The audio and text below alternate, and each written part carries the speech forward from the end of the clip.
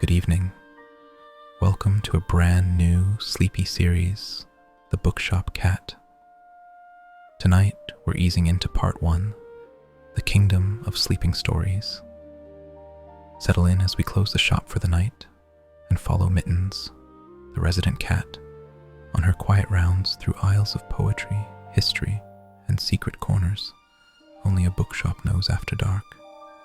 Expect gentle ambience, soft pacing, and a warm, unhurried read, perfect for drifting off. As this is the first episode, I'd love to hear if you liked this story, what helps you sleep, and what you'd like more of next time.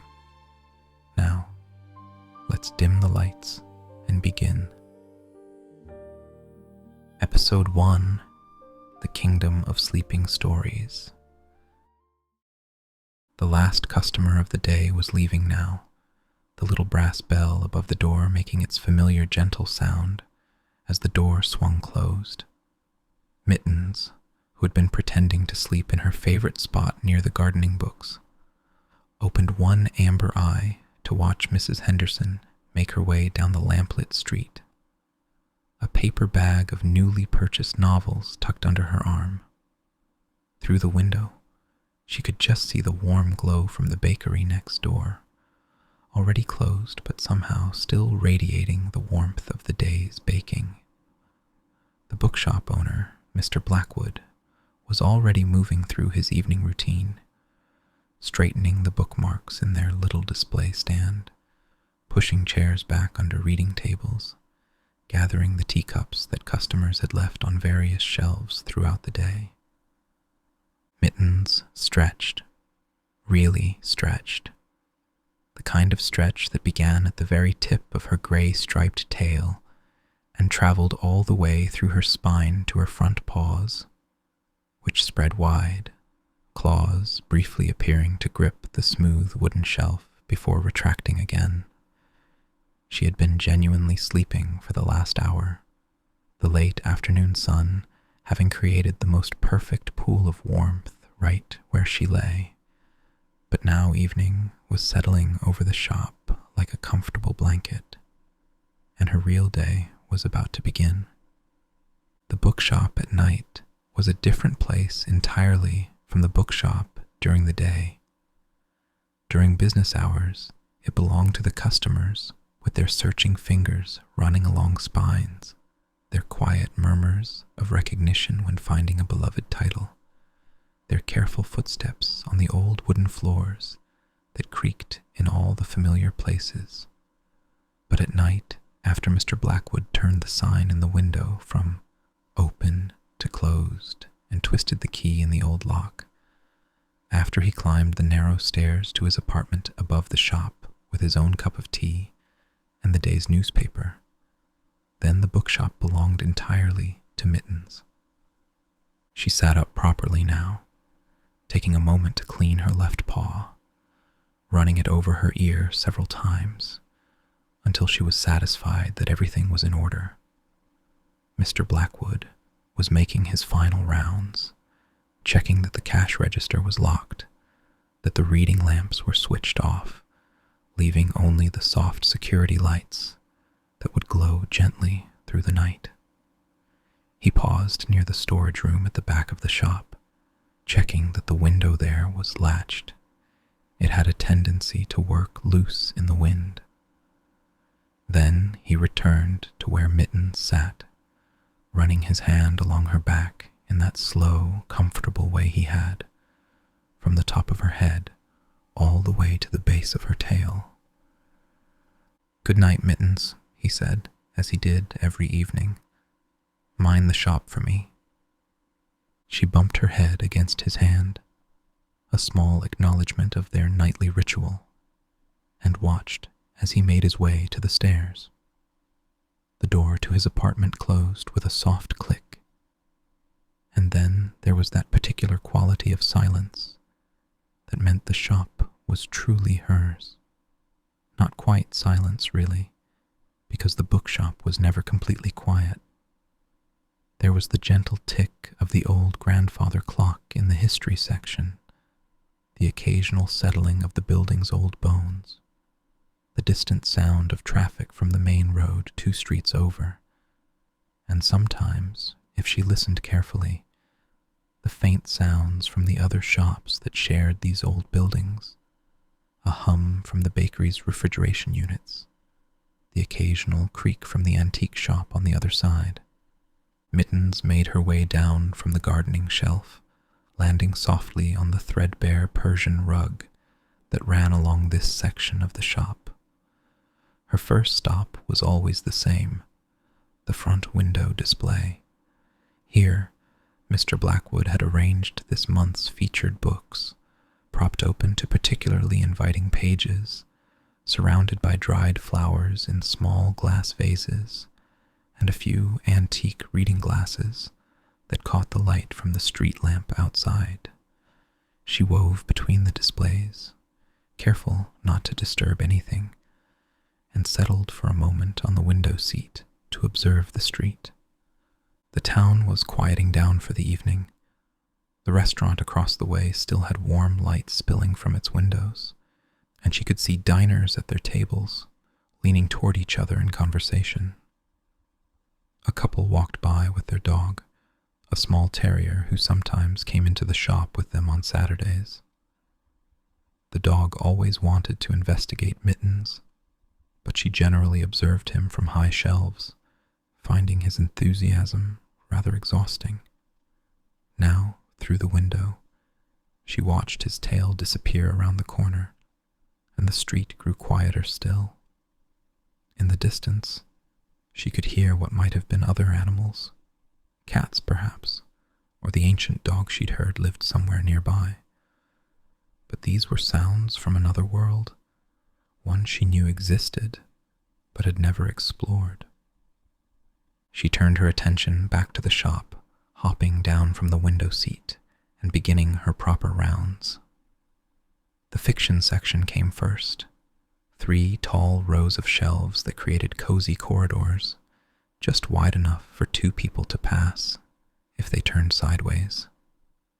During the day, this was where most customers lingered, pulling out novels, reading first pages, sometimes sitting right down on the floor when they became too absorbed to remain standing. Mittens padded slowly down the first aisle, the alphabet beginning here with Austen and Atwood, continuing through Bronte and Baldwin.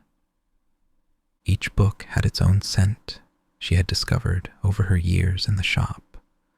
The older ones, with their cloth covers and yellowing pages, smelled of vanilla and must, while the newer paperbacks carried the sharp scent of fresh ink and glue. Some books had absorbed the perfume or cologne of their previous owners, donated to the shop with boxes of other treasures. Others smelled of the houses they'd lived in, cigarette smoke, cooking spices, sometimes a hint of flowers. Once, she had detected the distinct aroma of another cat on a collection of mysteries, making her wonder about the unseen network of reading cats throughout the town. She paused at the letter D, where Charles Dickens occupied nearly an entire shelf. Mr. Blackwood had a particular fondness for Dickens, and kept multiple editions of each novel. There was a leather-bound set from the 1890s that Mittens particularly liked to rub her cheek against, the covers worn smooth by over a century of handling. Next to these were modern paperbacks with colorful covers, and a few hardcovers from the middle of the 20th century with their distinctive dust jackets featuring painted scenes from the stories within. Moving on through the alphabet, she noticed that someone had left a bookmark on the shelf near the F's, a lovely one made of ribbon with a small charm in the shape of a tiny book. Mittens batted at it gently with her paw, watching it swing back and forth before leaving it for Mr. Blackwood to find in the morning. He kept a lost and found box behind the counter for such things, though bookmarks left behind were so common that he had started simply adding them to the collection available for purchase, with a small sign saying, "Rescued bookmarks, 50 pence each." The fiction section ended with Zola and Zusak, and Mittens emerged into the more open area of the shop, where Mr. Blackwood had placed 2 worn leather armchairs and a small table between them. During the day, customers would settle here with stacks of potential purchases, sometimes spending entire afternoons reading. The chairs still held the warmth and shape of the day's occupants, and Mittens jumped onto the left chair, turning in 3 careful circles, before settling into the indentation left by Mr. Palmer, who came every Tuesday and Thursday to read maritime adventures. From this vantage point, she could survey much of the shop. To her right, the poetry section occupied its own special alcove, with lower shelves that created a more intimate space. Poetry readers, she had observed, liked to feel enclosed, protected while they read. They were also the customers most likely to read aloud, though usually in barely audible murmurs, tasting the words. The poetry section had a small footstool that doubled as storage for the shop's collection of literary magazines, and sometimes younger customers would sit there for hours, knees drawn up, completely absorbed. To her left stretched the non-fiction sections: history, biography, science, philosophy, self-help, cooking, gardening, travel. These shelves were taller, reaching nearly to the ceiling, with a rolling ladder attached to a brass rail that allowed access to the highest shelves. Mittens enjoyed climbing this ladder during her night rounds, though she was always careful not to set it rolling. The one time she had done so, as a younger cat, the surprise of the movement had sent her leaping off in alarm, knocking over a stack of atlases in the process. Mr. Blackwood had found them the next morning, and assumed they had simply been left precariously balanced by a customer. But for now, she remained in the armchair, grooming her right paw and observing the way the security lights created long shadows between the shelves. There was something deeply satisfying about the orderliness of the books, all standing at attention, spines aligned, arranged according to systems that humans found logical, alphabetical by author or grouped by subject, then alphabetical within those subjects.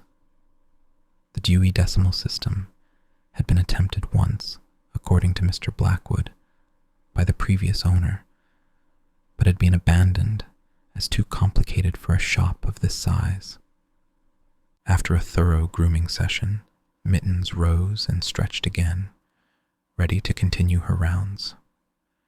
She jumped down from the chair and made her way to the philosophy section, which occupied a corner of the shop that received little natural light during the day, and therefore always felt cooler than the rest of the store. The philosophy readers were a particular type, she had noticed.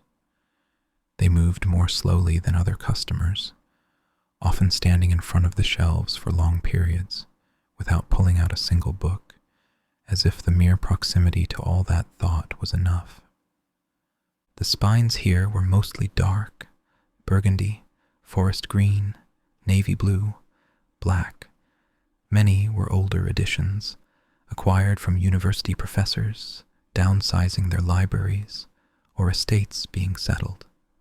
Mittens walked along the bottom shelf, where the larger volumes were kept, including a complete set of encyclopedias from 1962 that Mr. Blackwood couldn't bear to throw away, even though no one ever consulted them anymore. They had particularly nice covers, though, with gold embossing that caught the light when Mittens brushed past. Above the encyclopedias were the ancient Greeks, Plato, Aristotle, the pre-Socratics in various translations. Then came the Romans, the medieval philosophers, the Enlightenment thinkers, with their smaller, more practical volumes. The German philosophers occupied 2 entire shelves, their names difficult to pronounce, their books thick and forbidding. The Eastern philosophy section was smaller but growing, with books on Buddhism, Taoism, Confucianism, and various modern interpretations of ancient wisdom. Mittens paused here, sitting neatly with her tail wrapped around her paws, because she had noticed movement in the corner where the philosophy section met the history section. A small spider was working on a web between 2 shelves that were slightly farther apart than the others, creating a perfect frame for its construction. Mittens watched with interest, but no hunting instinct. The spider was too small to be worth the effort, and besides, she considered it another resident of the shop, just as entitled to its space as she was to hers. Sometimes she wondered if other shops had their own small residents, their own ecosystems of creatures living alongside the human world. The history section was vast, occupying the entire back wall of the shop. Mr. Blackwood was particularly proud of this collection, which included some genuinely rare volumes about local history that researchers occasionally came specifically to consult. There were broader histories too, surveys of world events, biographies of historical figures, analyses of particular periods or movements. The military history subsection had its own devoted followers, mostly older men who would stand reading for hours, occasionally making disapproving sounds at historical inaccuracies or simplified interpretations. Mittens walked along the history shelves more quickly, as there was less here that interested her personally. The books were dense with dates and names, and their readers tended to be focused and serious, less likely to pause and offer her the absent-minded pets that fiction readers provided. Still, she performed her patrol dutifully, noting that someone had reshelved a book incorrectly, a volume about the Renaissance placed among the books about the American Civil War. She couldn't fix it herself, of course, but she made a mental note of it, as she did with all the small disorders she discovered during her rounds.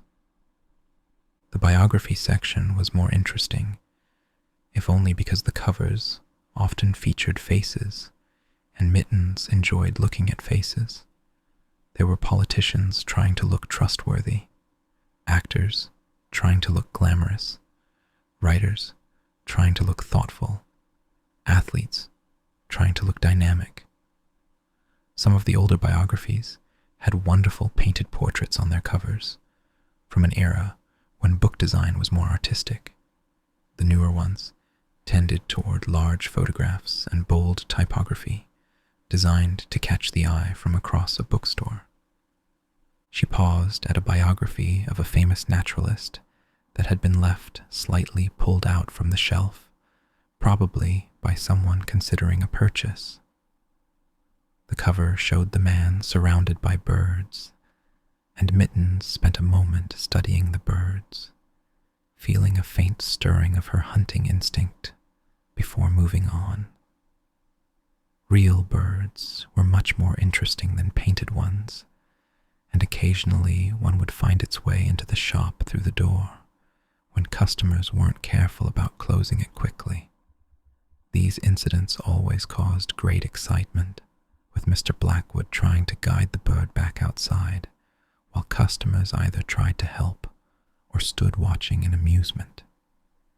Mittens generally observed these events from a high shelf, finding the panic of the bird and the fluster of the humans equally entertaining.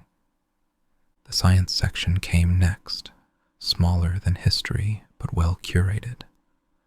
Mr. Blackwood had made an effort to stock books that explained complex ideas in accessible ways, knowing that his customers were more likely to be curious laypeople than specialists. There were books about astronomy with gorgeous photographs of nebulae and galaxies, books about quantum physics that promised to make the incomprehensible comprehensible, books about evolution and genetics and climate change. The medical subsection was modest, but included some beautiful anatomical atlases that art students sometimes came to study. Mittens had little interest in science books, finding them lacking in the comfortable narratives that made other sections appealing for napping. The one exception was a large volume about cats, their evolution, behavior, biology, and relationship with humans. She had discovered this book as a kitten and still occasionally returned to it, sitting in front of it as if reading, which never failed to amuse any customers who noticed. The book claimed that cats had once been worshipped as gods in ancient Egypt, which seemed entirely appropriate to Mittens. Moving along, she came to the self-help section, which had grown considerably since Mr. Blackwood had taken over the shop 5 years ago. He had been reluctant at first, preferring literature and serious nonfiction, but had recognized that these books brought in customers who might not otherwise visit a bookshop. There were books about finding happiness, managing anxiety, improving relationships, advancing careers, organizing homes, and countless other aspects of human life that apparently needed improving. The customers in this section were often furtive, as if embarrassed to be seen looking for help. They would glance around before pulling a book from the shelf, and often bought other books as well, perhaps to disguise their true interest. Mittens found this behavior puzzling. Seeking knowledge seemed to her a perfectly reasonable activity, requiring no shame. But then, cats had no equivalent to self-help books. They simply were themselves, completely and without apology. The cooking section was more cheerful, full of colorful covers, featuring gorgeous food photography. These books sold well, especially before holidays, when people suddenly became ambitious about their culinary skills. The books ranged from basic technique manuals to elaborate celebrations of specific cuisines. There was an entire shelf devoted to baking, another to vegetarian and vegan cooking, and a special display of books by celebrity chefs that Mr. Blackwood privately disdained, but stocked because they were popular. Mittens enjoyed this section because the books often retained food scents: vanilla, cinnamon, garlic, herbs. Someone had recently been browsing a book about Indian cuisine, and she could detect the faint aroma of curry spices on its pages. She also appreciated that cooking customers were often generous with their attention, perhaps because cooking and cats seemed to go together in some comfortable domestic way. Through the wall, she could sometimes hear the faint clanging from the restaurant kitchen down the street, reminding her that food preparation was happening all around them, part of the larger rhythm of the neighborhood. The gardening section was next, her original starting point for the evening, and she passed through it quickly, having already spent much of her day there. These books had their own particular smell: earth and green, growing things, even though this was likely her imagination rather than any actual scent absorbed by the pages. The gardening customers were generally older, patient people who moved slowly and spoke softly, ideal companions for a cat. Travel books occupied tall shelves near the front of the shop, their spines creating a rainbow of colors from the various guidebook series. There were practical guides to specific destinations, philosophical books about the nature of travel, memoirs of extraordinary journeys, and gorgeous photography books that transported readers without requiring them to leave their armchairs. The maps section was particularly interesting, with old atlases showing the world as it had been understood in different eras, and detailed topographical maps that hikers and cyclists studied with great concentration. Mittens had reached the children's section now, which occupied its own bright corner near the front window. The shelves here were lower, painted in cheerful colors, rather than the dignified dark wood of the adult sections. The books faced outward on display shelves, showing their covers rather than just their spines. Picture books dominated the lowest shelves, with their large formats and sturdy board pages, designed to survive enthusiastic handling. She walked more carefully here, as toys and puppets were scattered on the shelves among the books. Part of Mr. Blackwood's effort to make this section particularly welcoming to young readers. There was a basket of stuffed animals that accompanied various stories, a few puzzles, and a small collection of finger puppets. A child-sized table and chairs occupied the center of the space, often covered with coloring pages and crayons during business hours, though Mr. Blackwood always cleared these away at closing time.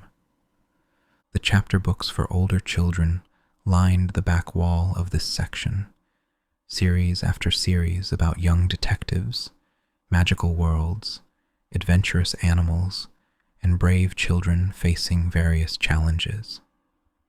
Mittens had observed that children choosing books here were much more decisive than adult customers. They knew what they liked and weren't embarrassed about it. They also had no hesitation about sitting on the floor, lying on their stomachs to read, or reading aloud to themselves or their parents. Above the children's section, on shelves that required the ladder to reach, Mr. Blackwood kept rare and valuable books in protective sleeves. These were not for casual browsing, but were available for serious collectors who made appointments to view them.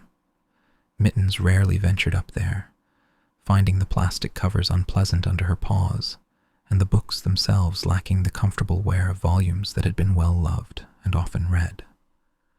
She had now completed a circuit of the main floor and made her way to the narrow stairs that led to the basement, where Mr. Blackwood kept overflow stock and hosted a monthly book club. The stairs were steep and creaked under even her light weight.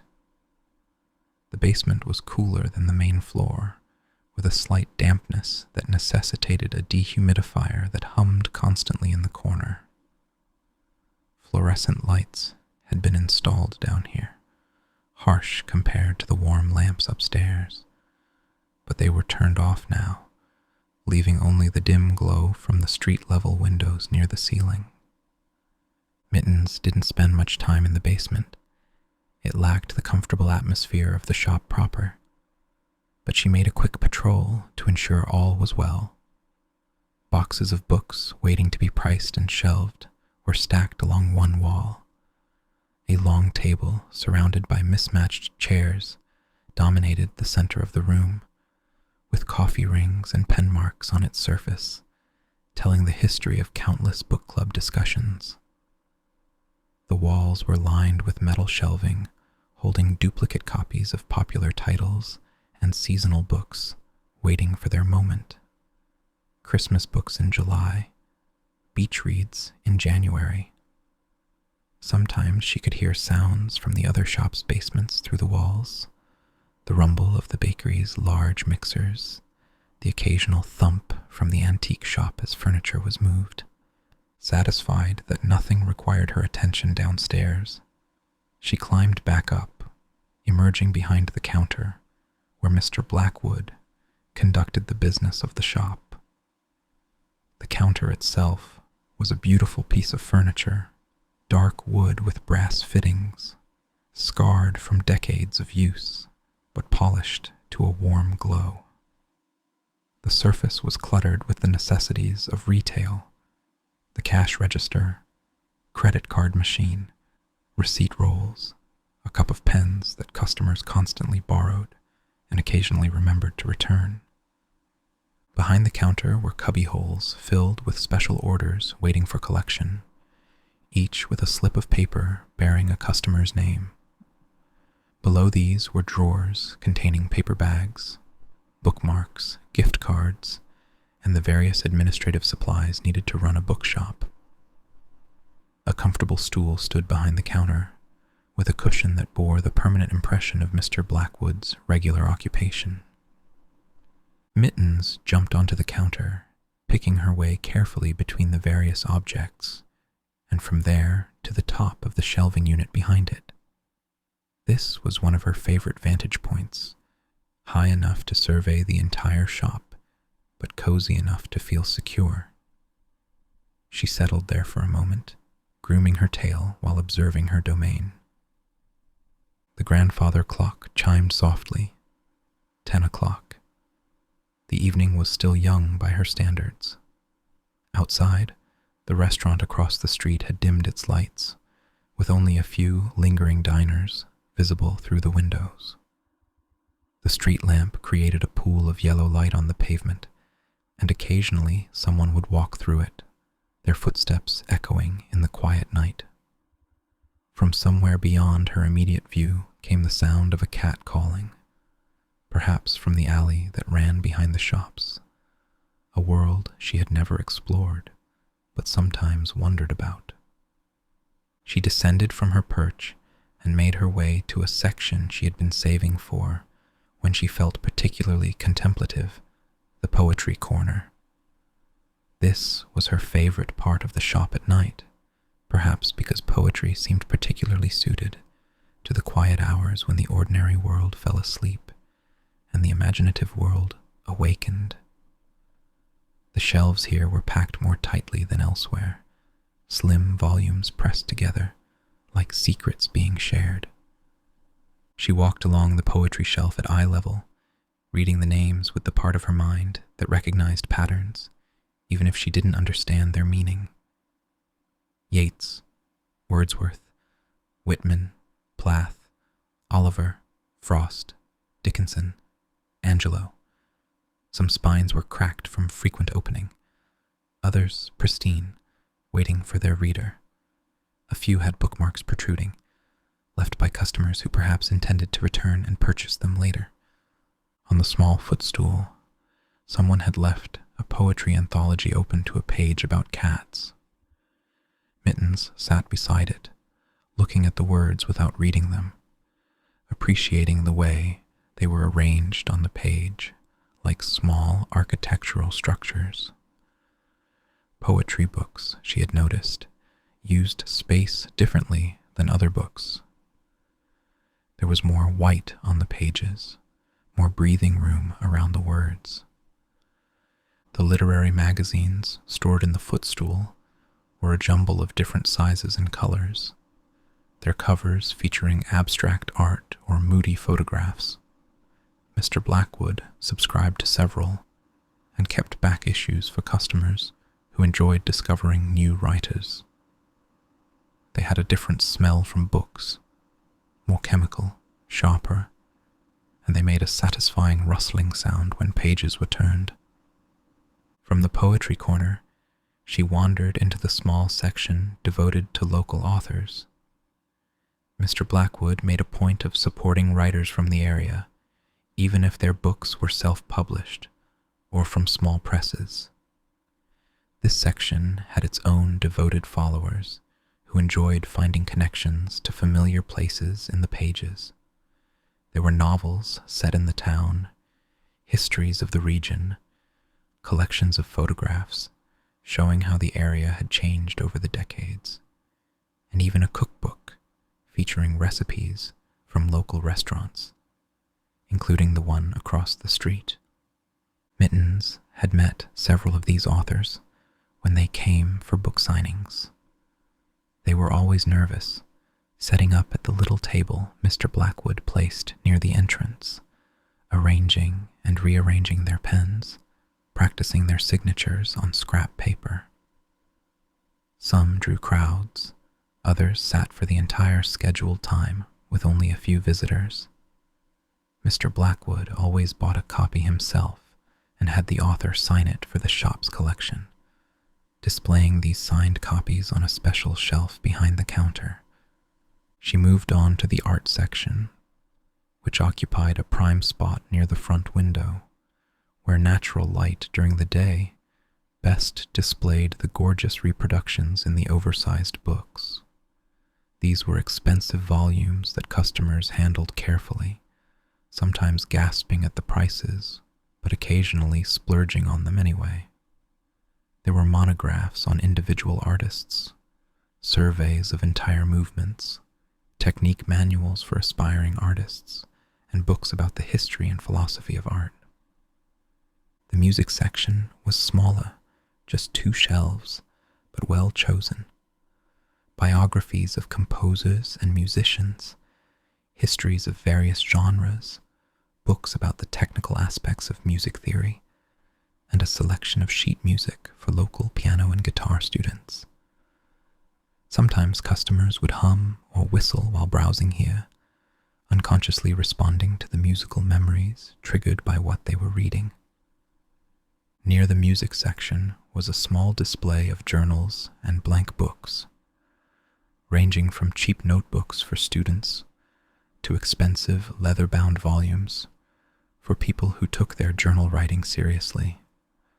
There were also specialty items, sketchbooks for artists, music composition notebooks with staff lines, travel journals with pockets for tickets and memorabilia. Mittens enjoyed rubbing against the leather covers, which were particularly satisfying under her chin. She had been making her rounds for over an hour now, a leisurely exploration that was as much about checking territory as it was about actual patrol. The shop remained peaceful, undisturbed except for her own quiet movements and the settling sounds of an old building at rest. From upstairs, she could hear the faint sound of Mr. Blackwood's television, the murmur of voices from some program he was watching before bed. Deciding it was time for a more elevated perspective, she made her way to the rolling ladder in the non-fiction section. The ladder was positioned near the philosophy shelves, and she climbed carefully, her claws finding purchase on the wooden rungs. From halfway up, she could see across the tops of most of the shelves, a view that customers never experienced. Dust motes drifted in the air, visible in the shafts of light from the street lamp outside.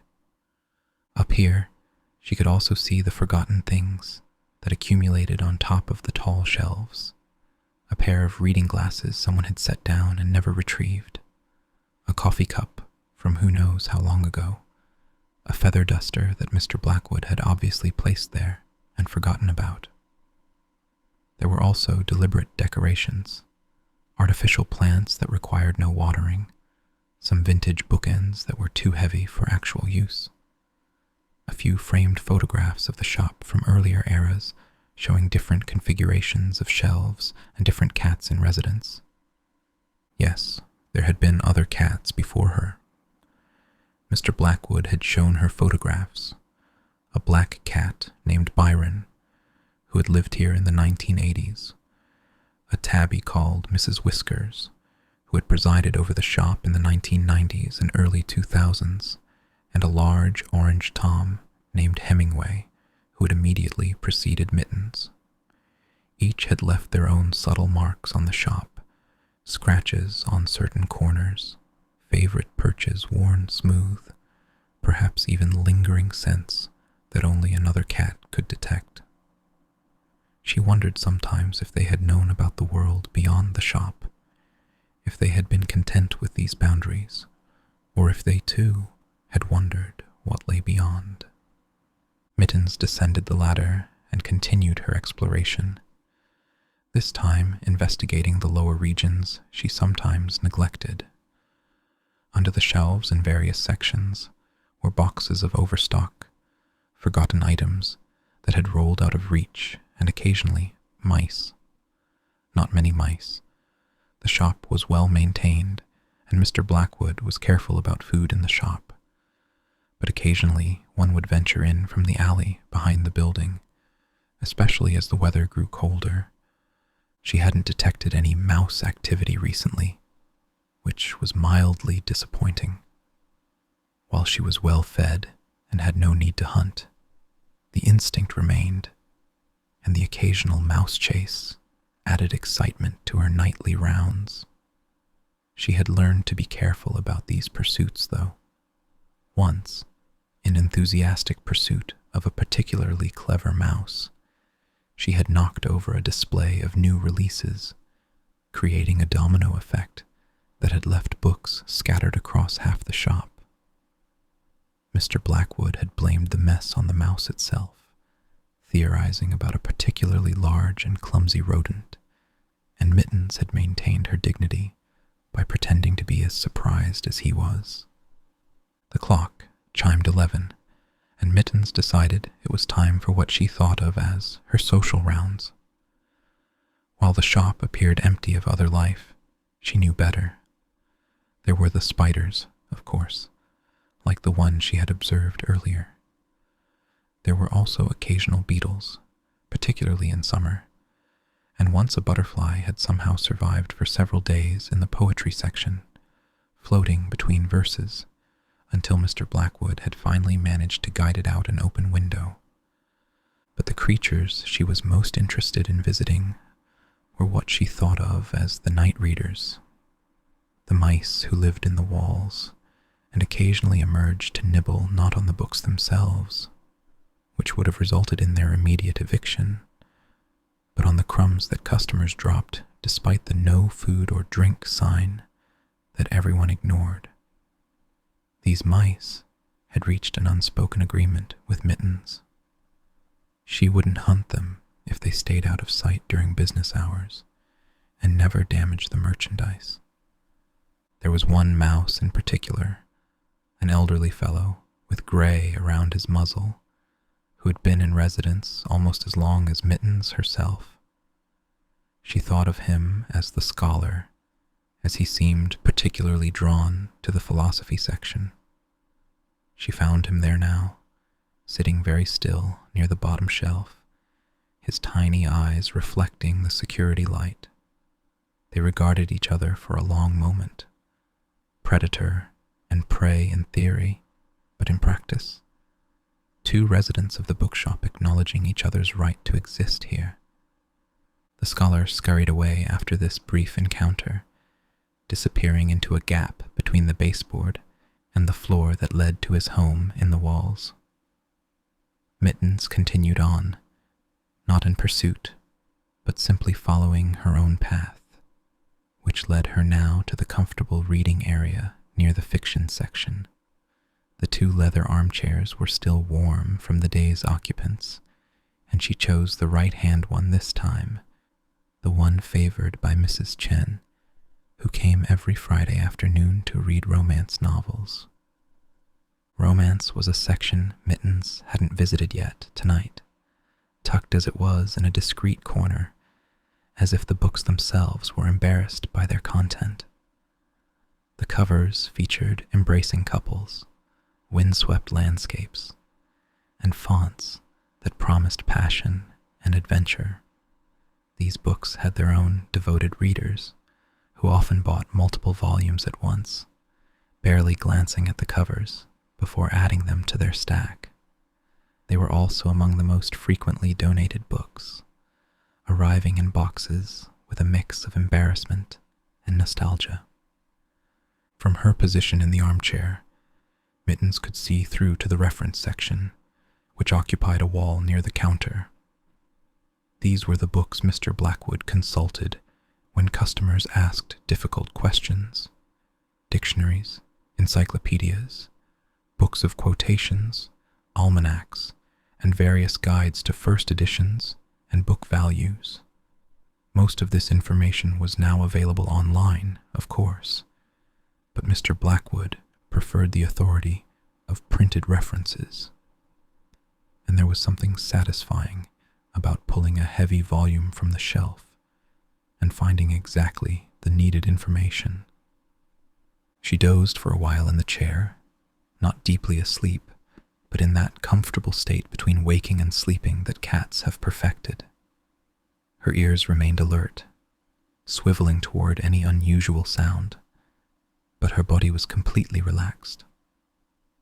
The bookshop embraced her like another story, one written in scents and textures, and familiar pathways rather than words. When she woke, if waking was the right word for emerging from such a light doze, the clock was approaching midnight. The restaurant across the street had closed, its windows dark except for a security light in the back. The street was empty now except for the occasional car passing through, headlights sweeping across the bookshop window and creating momentary shadows that danced across the walls. Mittens rose and stretched again, that full body stretch that seemed to reorganize every muscle and bone into proper alignment. She had one more section to visit, one she had been saving for the quiet middle of the night when it seemed most appropriate, the rare books room. This wasn't really a room, but rather an alcove behind a glass door that Mr. Blackwood kept locked. The key hung on a hook behind the counter, and while Mittens couldn't open the door herself, she could peer through the glass at the treasures within. These were the books that serious collectors came to see, making appointments and handling them with white gloves that Mr. Blackwood provided. First editions of famous novels, books signed by authors long dead, volumes with hand-colored illustrations, books bound in unusual materials, or with four-edge paintings that only appeared when the pages were fanned in a certain way. The prices of these books were not marked on them, but were kept in a special notebook that Mr. Blackwood consulted with a serious expression. Mittens sat in front of the glass door, looking at the spines of these precious books. They seemed to emanate a different quality from the regular stock, as if their rarity gave them a special gravity. She had been inside this room only once, when Mr. Blackwood had left the door open while showing a customer a particularly valuable edition of Alice in Wonderland. The air in there had seemed thicker, older, more charged with stories. After paying her respects to the rare books, she made her way back through the shop, this time taking a different route, weaving between sections rather than following the established pathways. This led her through surprising connections, from cookbooks directly into poetry, from travel guides into philosophy, from children's books into military history. Each transition created interesting juxtapositions, recipes next to sonnets, maps beside metaphysics, talking animals adjacent to tactical manuals. She paused near the storage room at the back, drawn by a draft of cool air. The window there was closed, but she could smell the night through the gaps in the old frame, the green smell of growing things, the distant scent of the bakery preparing tomorrow's bread, the complex aroma of the alley where delivery trucks came and went. For a moment, she sat very still, wondering what it would be like to explore that world, to meet whatever creatures lived in the spaces between the shops. But that was a thought for another time, perhaps, or perhaps never. Her world was here, among the books, and it had always been enough. The clock chimed 1 in the morning, and Mittens felt the particular contentment that came from a thorough patrol of her territory. Everything was as it should be, books in their places, mostly, the comfortable disorder of a working bookshop rather than the sterile perfection of a museum.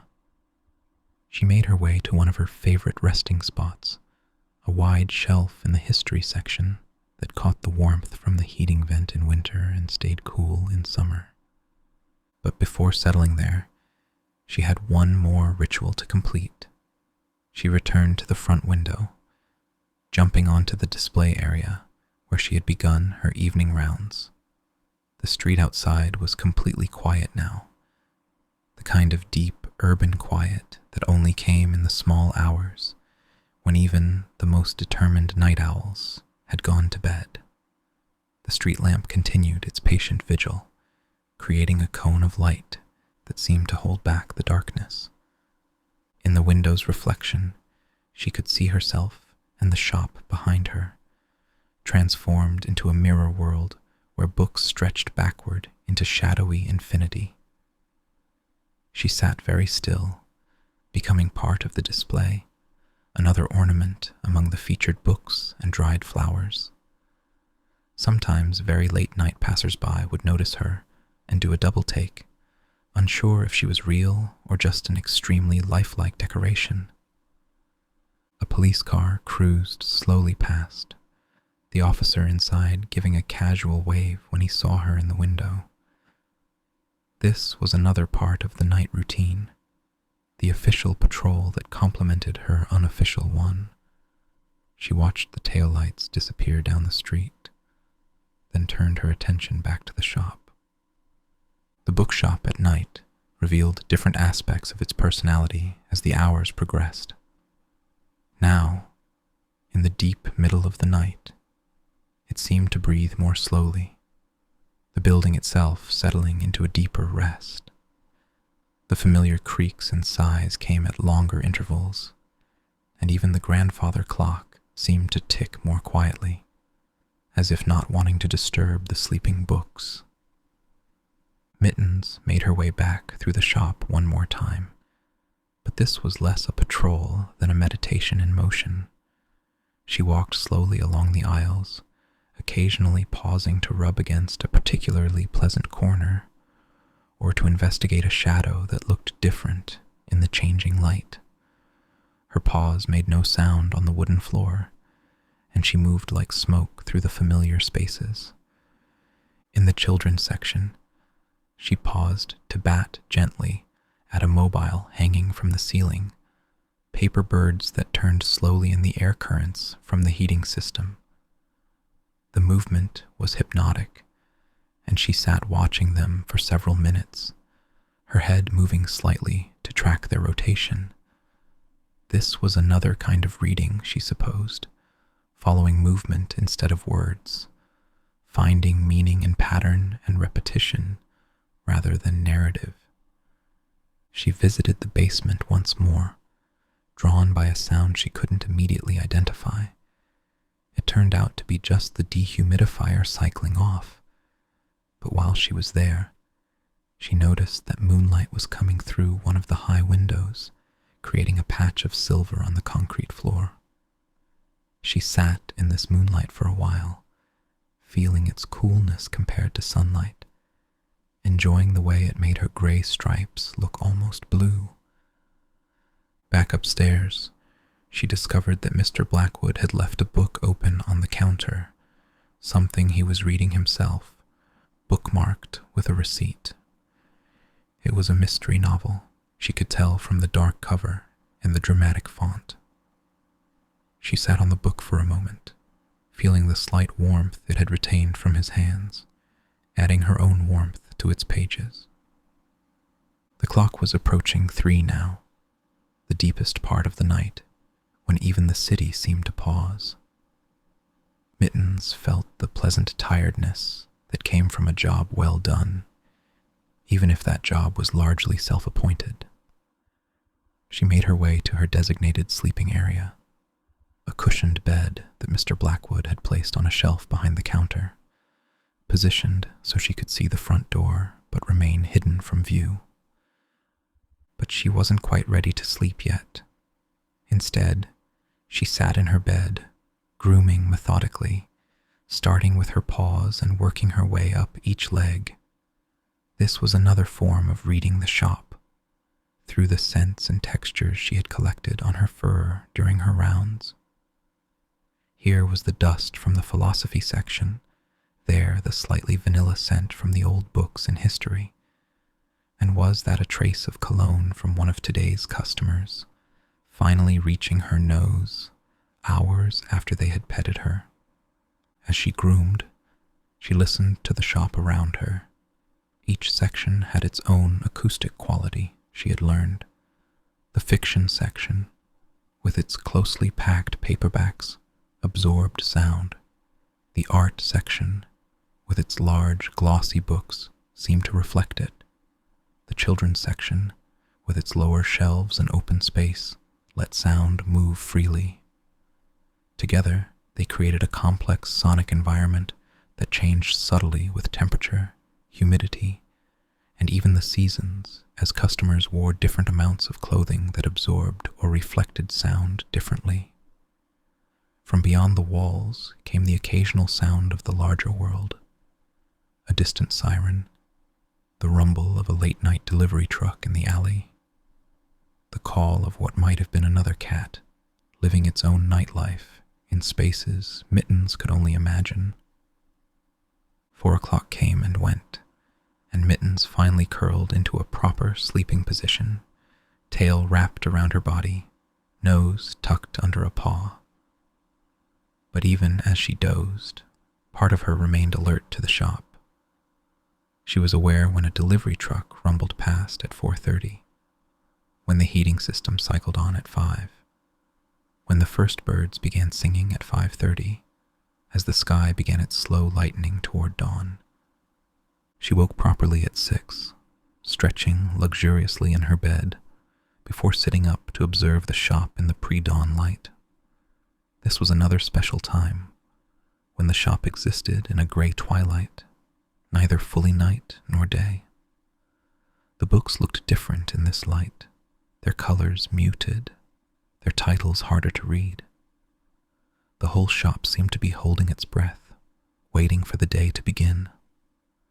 Mittens made one final round, this time checking the practical things that would matter when the shop opened.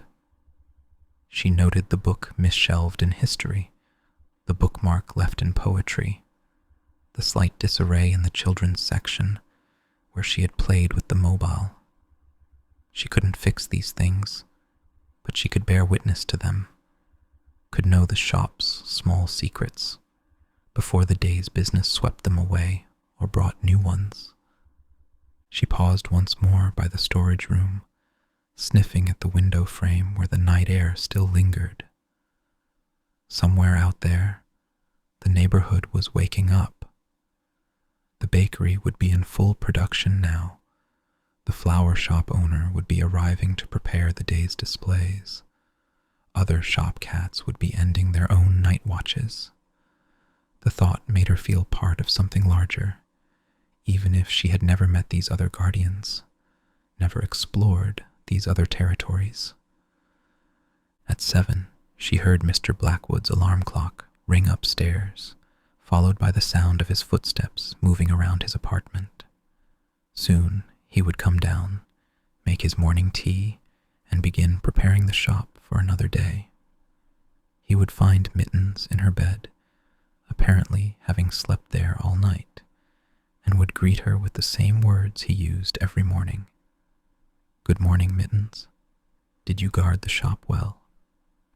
And she would meow once, a small affirmation that yes, she had done her duty, had made her rounds, had ensured that all the stories remained safe in their places on the shelves.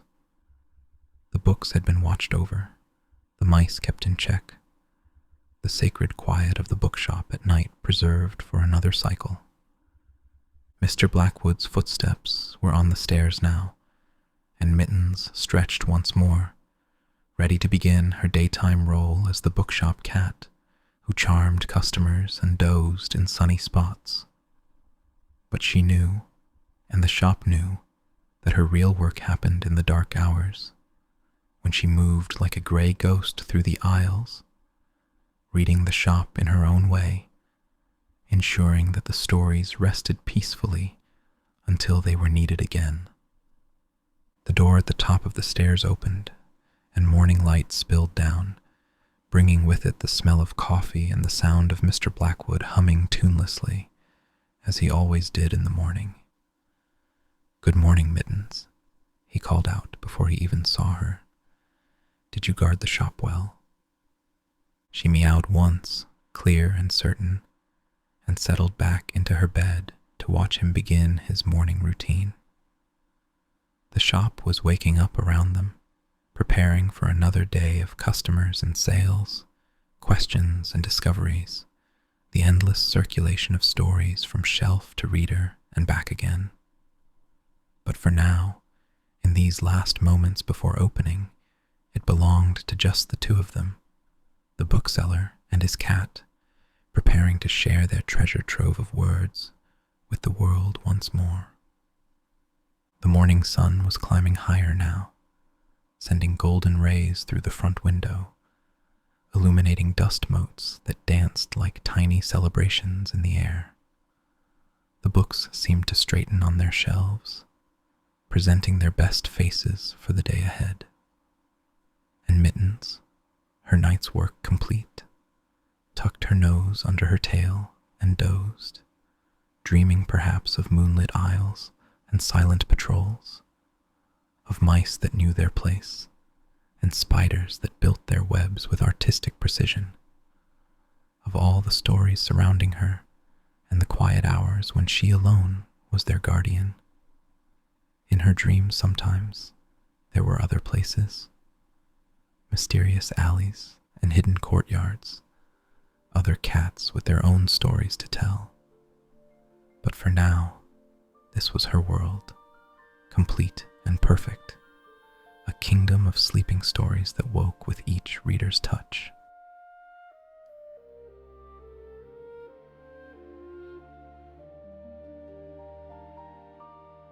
Thanks for spending some time with me tonight. I hope I helped you unwind and drift a little closer to sleep. If you're enjoying these readings, there's a whole library of full books and cozy chapters waiting for you over on my Patreon. If you are already a member, then I thank you. It includes exclusive content, bonus episodes, and early access to new releases. You can also become a YouTube member if you haven't already, to listen ad-free and explore hundreds of other relaxing readings anytime you like. I'd love to have you there. Sweet dreams, and I'll see you in the next one.